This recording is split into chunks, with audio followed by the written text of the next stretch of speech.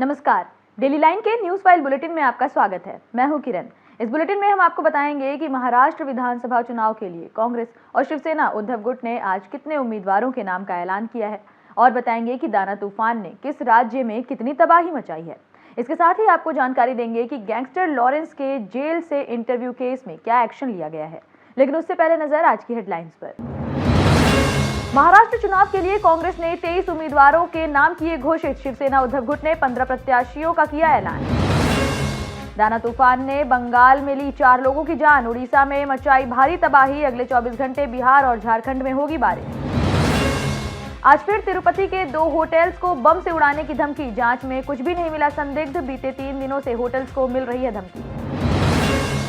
Gangster Lawrence के jail से interview case में 7 अधिकारी हुए सस्पेंड। ड्यूटी में लापरवाही का आरोप। एक वीडियो में लॉरेंस ने दिखाई थी बैरक। इजरायल ने ईरान के हमलों का दिया जवाब। 20 ठिकानों को बनाया निशाना। आईडीएफ ने कहा ईरान के हमले का लिया बदला।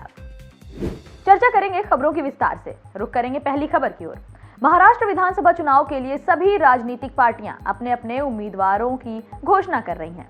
इसी कड़ी में कांग्रेस ने शनिवार को दूसरी लिस्ट जारी कर दी है। इस लिस्ट में 23 उम्मीदवारों के नाम शामिल हैं। वहीं पहली लिस्ट में कांग्रेस ने 48 नामों का ऐलान किया था। इसी के साथ कांग्रेस अब तक 71 प्रत्याशियों का ऐलान कर चुकी है। इससे पहले आज सुबह शिवसेना उद्धव गुट ने 15 प्रत्याशियों की दूसरी लिस्ट जारी की थी।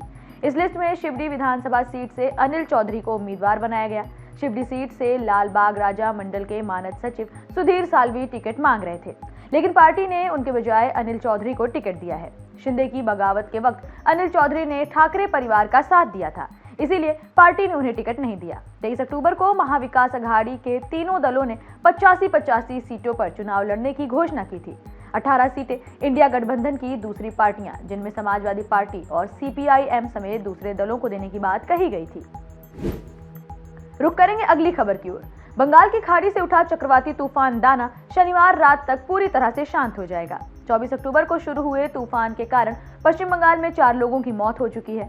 वहीं उड़ीसा में किसी की भी जान जाने की खबर सामने नहीं आई है, लेकिन भारी बारिश की वजह से करीब 1.5 लाख हेक्टेयर क्षेत्र में फसल बर्बाद हो गई है। उड़ीसा के मुख्यमंत्री मोहन चरण मांझी ने बताया कि तूफान से पहले 8 लाख लोगों को सुरक्षित जगहों पर पहुंचा दिया गया। मौसम विभाग के मुताबिक चक्रवाती तूफान दाना का असर देश के 5 राज्यों में देखने को मिल रहा है, जिनमें पश्चिम बंगाल, उड़ीसा, आंध्र प्रदेश, झारखंड शामिल हैं। वहीं बिहार और छत्तीसगढ़ में भी तमिलनाडु के साथ ही थोड़ा बहुत असर देखने को मिला है। इस तूफान का असर उड़ीसा में सबसे ज्यादा देखने को मिला। तेज हवा की वजह से यहाँ कई बड़े बड़े पेड़ भी उखड़ गए, बिजली के खंभे तक टूट गए, जिससे कई इलाकों में बिजली गुल हो गई। वहीं तूफान के चलते नजदीकी राज्य झारखंड और बिहार में बारिश भी देखने को मिल रही है। रुक करेंगे अगली खबर की ओर। स्कूल और विमानों के बाद अब होटल्स को भी बम से उड़ाने की धमकी मिलने लगी है। आज फिर से 2 होटल को बम से उड़ाने की धमकी दी गई। आंध्र प्रदेश के तिरुपति में 2 होटलों को शनिवार सुबह धमकी का ईमेल आया। बम की धमकी के बाद तिरुपति के राज पार्क होटल और पाई वॉयसरॉय होटल को तुरंत खाली कराया गया। हालांकि होटलों की जांच करने के बाद कुछ भी संदिग्ध नहीं मिला। डॉग स्क्वाड और बम स्क्वाड ने बताया कि होटल में कुछ भी ऐसा नहीं मिला है जिससे बम होने की आशंका हो। उन्होंने बताया कि ईमेल फर्जी था। जानकारी के मुताबिक धमकी भरे मेल में लिखा था कि आईईडी बम सीएम चंद्रबाबू नायडू की कार से जुड़ा हुआ है।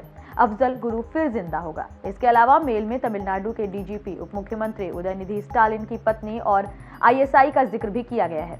मेल में यह भी लिखा गया है कि होटल की पाइपलाइन में सल्फर से बना आईईडी बम रखा गया है। मेल में बम को डीएक्टिवेट करने का कोड भी लिखा था। बीते दिन शुक्रवार को भी 3 होटल्स को बम से उड़ाने की धमकी मिली थी। ये तीनों होटल भी तिरुपति के ही थे। बढ़ेंगे अगली खबर की ओर। गैंगस्टर लॉरेंस के जेल से इंटरव्यू मामले में सरकार ने आरोपी अधिकारियों और कर्मचारियों के खिलाफ कार्रवाई की है। मामले की जांच कर रही एसआईटी ने 7 अधिकारियों और कर्मचारियों को ड्यूटी के दौरान आरोपी माना है। इसके बाद सभी आरोपी अधिकारियों को सस्पेंड करने की कार्रवाई की गई है। यह आदेश राज्य के गृह विभाग के प्रमुख सचिव गुरकीरत कृपाल सिंह ने शुक्रवार शाम जारी किए। जिन अधिकारियों और कर्मचारियों को सस्पेंड किया गया है, उनमें डीएसपी से लेकर हेड कांस्टेबल रैंक तक के अधिकारी और कर्मचारी शामिल हैं। गैंगस्टर लॉरेंस के 2 इंटरव्यू वायरल हुए थे। एसआईटी की रिपोर्ट के मुताबिक पहला इंटरव्यू 3 और 4 सितंबर 2023 का है। उस समय लॉरेंस बिश्नोई पंजाब की सीआईए खरड़ में रखा गया था। वहीं दूसरा इंटरव्यू राजस्थान की जयपुर में मौजूद सेंट्रल जेल का बताया जा रहा है। लॉरेंस का पहला इंटरव्यू 14 मार्च 2023 को ब्रॉडकास्ट किया गया, जिसमें लॉरेंस ने सिद्धू मूसेवाला का मर्डर करवाने की बात कबूली थी। लॉरेंस बिश्नोई ने अपने दूसरे इंटरव्यू को जेल से अंदर होते हुए दिया था, जहां पर उसने ये बताया था कि वो जेल के अंदर ही है। उसने इंटरव्यू के दौरान अपनी बैरक भी दिखाई थी और बताया था कि उसे बाहर नहीं जाने दिया जाता, लेकिन मोबाइल उसके पास आ जाता है और सिग्नल भी।